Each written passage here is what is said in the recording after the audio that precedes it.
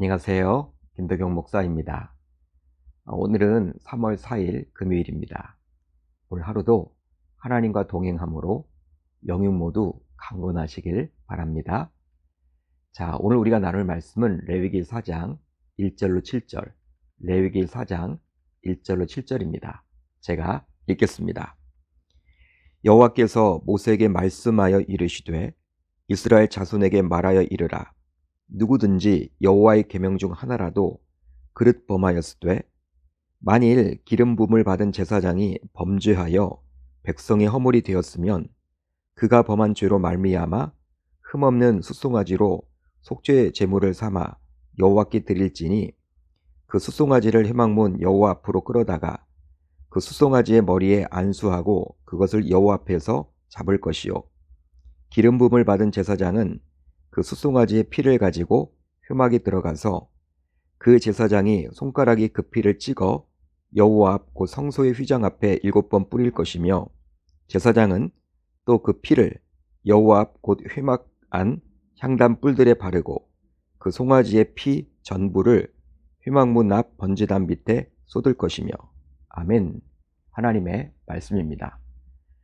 오늘은 이 말씀을 통해서 죄를 해결할 예배, 속죄제, 죄를 해결할 예배, 속죄제 이란 제목으로 은혜를 나누겠습니다. 사람은 누구나 죄를 짓습니다. 바로 첫사람 아담이 하나님께 불순종한 이후 사람은 죄성을 가지고 이 땅에 태어나기 때문이죠. 그래서일까요? 사도 바울은 다음과 같이 말씀해 줍니다. 모든 사람이 죄를 범하였음에 하나님의 영광에 이르지 못하다니. 아멘.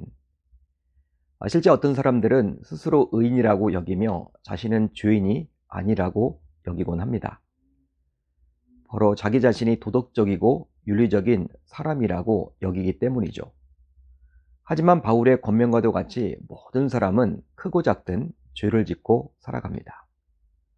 그렇다면 어떻게 이 죄의 문제를 처리할 수 있을까요? 바로 오늘 우리가 살펴볼 레위기 4장에 나오는 속죄 제사가 바로 그 방법을 알려주고 있습니다. 자, 이제 오늘 본문 1절을 한번 볼까요? 이렇게 시작을 합니다. 여호와께서 모세에게 말씀하여 이르시되. 지금까지 우리가 살펴본 레위기 1장에 나오는 번제, 2장에 나오는 소제, 3장에 나오는 화목제를 설명할 때는 죄와 상관없는 제사였음을 알 수 있습니다. 바로 소제와 화목제를 설명할 때 따로 하나님께서 모세에게 말씀하시지 않았고 번제를 이야기하면서 계속해서 덧붙여서 이야기하셨기 때문입니다. 하지만 놀랍게도 4장에 들어와서는 하나님께서 분위기를 다소 환기시키고자 모세에게 친히 말씀하셨다라고 기록을 해주고 있죠. 물론 이 말을 굳이 기록하지 않아도 이런 제사법에 관한 말씀을 당시 지도자였던 모세에게 하나님께서 말씀하셨겠죠. 그러나 기록을 해주고 있죠. 그렇게 하므로 4장부터는 지금까지와는 다른 목적의 제사법임을 분명히 해주고 있습니다. 바로 죄와 관련된 제사법임을 말씀해주고 있죠. 더욱이 지금까지 살펴본 번제, 소제, 화목제는 한 장을 할애해서 말씀해 주셨다면 이제 오늘 우리가 살펴볼 속죄제는 4장과 5장, 즉 2장에 걸쳐서 기록을 해주고 있습니다. 그만큼 죄를 해결하는, 즉 죄의 처리 문제는 너무나도 중요하기 때문이죠. 제가 신학대학원에 다닐 때 어떤 학생이 교수님에게 질문을 했는데요. 지금도 기억에 남습니다. 바로 5대 제사법 가운데 모두 그 내용이 성경에 나와 있는데 그렇기 때문에 너무나 중요한데 만약 한 가지 제사만 드려야 할 시간밖에 없다면 과연 어떤 제사를 드려야만 하느냐라는 질문이었습니다. 신학생들도 평소에 별로 생각해보지 않았던 주제였기에 다들 교수님의 답변에 주목해 볼 수밖에 없었죠. 그렇다면 과연 교수님은 어떤 대답을 했을까요? 바로 5가지 제사법은 모두 중요하다. 하지만 그 가운데 하나를 선택해야만 한다면 바로 속죄 제사를 드려야만 한다라고 말씀해 주셨습니다. 여러분, 그만큼 중요한 제사가 바로 속죄 제사입니다.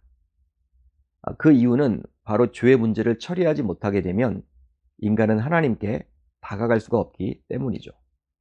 바로 하나님께서는 속성상 죄가 있는 곳에는 결단코 임하지 못하기 때문입니다. 따라서 속죄제는 이스라엘 백성이라면 반드시 드려야만 하는 제사라고 볼 수 있습니다. 바로 죄를 짓지 않은 사람은 아무도 없기 때문이죠. 그러기에 번제, 소제, 화목제, 지금까지 우리가 살펴봤던 이 제사들도 중요하지만 그런 제사보다도 보다 의무적으로 드려야만 했던 제사가 있다면 바로 속죄제임을 알 수 있는 것이죠. 그렇다면 속죄제를 드리는 방법은 과연 무엇일까요? 속죄제를 드리는 방법은 기본적으로 번제와 같습니다. 우선 제사자가 제물을 가지고 옵니다. 이제 그 다음에 제사자는 제물에 안수를 하게 되죠. 다음으로 제사자는 제물을 죽입니다. 다음으로 제사장이 제물의 피를 처리하게 되어 있죠. 다음으로 제사자가 짐승의 가죽을 벗기고 각을 뜹니다. 이제 마지막인데요. 제사장이 제물의 고기를 처리하게 되죠. 이처럼 얼핏 보면 속죄제의 제사법은 번제 제사법과 유사하다라고 볼 수 있습니다. 단 차이가 있다면 속죄제는 번제와 달리 제물의 종류가 아니라 제사자를 중심으로 분류가 된다는 거예요. 그랬을까요? 바로 제사장이 죄를 범했을 때에는 숫송아지를 제물로 드려야만 했습니다. 자, 오늘 본문 3절을 볼까요? 다음과 같이 기록되어 있죠. 만일 기름 부음을 받은 제사장이 법제하여 백성의 허물이 되었으면 그가 범한 죄로 말미암아 흠없는 숫송아지로 속죄 제물을 삼아 여호와께 드릴지니. 마찬가지로 온 회중이 죄를 범했을 때에도 제물은 바로 숫송아지였죠. 그 내용은 13절 이하에 나옵니다. 그렇다면 족장이 죄를 범했을 때에는 무엇을 제물로 드려야만 했을까요? 바로 수렴소였습니다. 22절 이하를 보면 나와 있죠. 그러면 일반 평민이 죄를 지었을 때는 무엇으로 제물을 삼아서 속죄 제사를 드려야만 했을까요? 바로 암염소나 암컷 어린 양이어야만 했죠. 거기에 더하여 가난한 자는 산비둘기 2마리나 집비둘기 2마리, 이것도 안 되면 한 가족의 하루 식량에 해당하는 고운 가루 10분의 1 에바로 제물을 드려야만 했습니다. 즉 당시 1에바가 바로 22리터 정도였기에 10분의 1 에바는 2.2리터 정도의 곡물로 제물을 드려야만 했죠. 이처럼 하나님께서는 제사장, 온 회중, 족장, 평민, 가난한 자로 구분을 지어서 아주 구체적으로 드려야 할 제물을 말씀해 주셨습니다. 하지만 분명한 것이 있어요. 바로 무엇이냐면 여기에 예외는 없다라는 것이죠. 바로 제사장을 포함하여 누구나 죄를 지키에 그 죄를 용서받기 위해서는 속죄제를 드려야만 했기 때문입니다. 그렇다면 속죄제는 번제와 또 다른 점이 무엇이 있을까요? 바로 제물의 피를 처리하는 방식이 달랐습니다. 여러분, 속죄제는 제사자의 신분에 따라 제물의 피를 다르게 처리했는데요. 제사장이나 온 회중이 죄를 범했을 때에는 피를 먼저 성수유장에 7번 뿌리고 다음으로 성수의 향단불에 발랐습니다. 마지막으로 성막들에 있는 번제단 밑에 쏟아부었죠. 반면에 족장과 평민이 죄를 지었을 경우에는 피를 성막들에 있는 번제단 밑에만 부었습니다. 그렇다면 어떤 사람인지에 따라 그 신분에 따라 피를 뿌리는 장소가 달라지는 이유는 과연 무엇 때문일까요? 바로 제사자의 신분에 따라 죄가 오염시키는 범위, 즉 죄가 미치는 영향력의 범위가 다르기 때문입니다. 즉 죄가 미치는 대표성의 원리 때문이죠. 예를 한번 들어볼까요? 일반 백성이 죄를 짓게 되면 개인에게만 죄의 영향이 갑니다.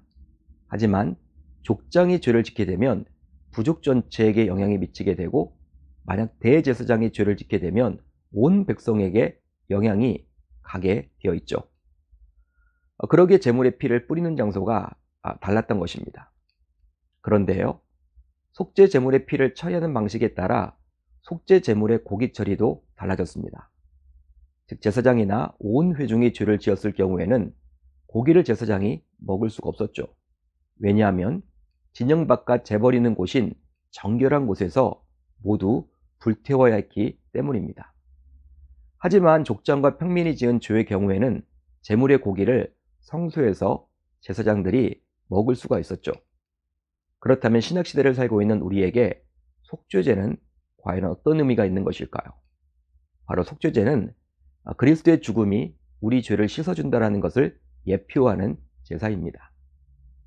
즉, 그리스도는 우리의 속죄제물이 친히 되어 주시는데요. 따라서 예수님의 십자가의 죽음으로 흘리신 피가 바로 우리의 죄를 씻어주시는 속죄제물의 피라 할 수 있겠죠. 여러분, 구약시대 제사장은 1년에 한 번씩 속죄일에 백성 전체를 위한 속죄 제사를 드림으로 백성 전체의 죄가 1년치 용서를 받았는데요.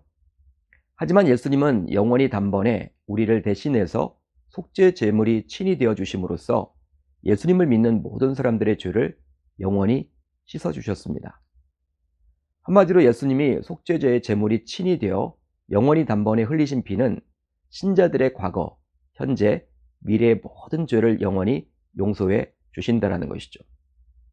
이런 사실에 대해서 성경은 이제 다음과 같이 말을 해주고 있는데요.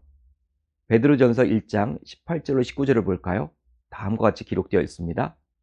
너희가 알거니와 너희 조상이 물려준 헛된 행실에서 대속함을 받은 것은 은이나 금같이 없어질 것으로 된 것이 아니요 오직 흠없고 점없는 어린 양 같은 그리스도의 보배로운 피로 된 것이니라. 아멘. 따라서 우리 신자들은 예수님께서 우리를 위해 단번에 드려진 속죄제물이 되시기 때문에 신자의 모든 죄는 이미 예수 그리스도의 피로 용서받았음을 믿어야만 하는 것입니다. 그렇지만 너무나도 안타깝게도 죄 수심을 받은 신자 속에도 여전히 죄의 세력은 남아있기에 이 세상을 살아가는 동안 우리 모두 죄의 세력에 일시적으로 굴복하여 죄를 짓게도 됩니다. 그러기에 우리 신자들은 매일매일 짓게 되는 그 죄에 대해서 하나님께 고백할 수 있어야만 하는 것이죠. 그리고 예수님의 피로 우리 죄가 씻음 받았음을 다시금 삶에 적용해야만 하겠습니다. 자, 이제 오늘 우리 공동체가 함께 나눌 기도 제목인데요. 두 가지입니다. 우선 첫 번째로는 매일매일 삶에서 속죄 제사를 드림으로 죄에서 자유롭게 살아가게 하소서. 다음으로 코로나 확산세를 멈춰 주셔서 승리케 하소서. 오늘 하루도 말씀을 붙잡고 기도하는 가운데 우리 주님의 세밀한 음성을 듣는 저와 여러분들이 모두 되셨으면 좋겠습니다.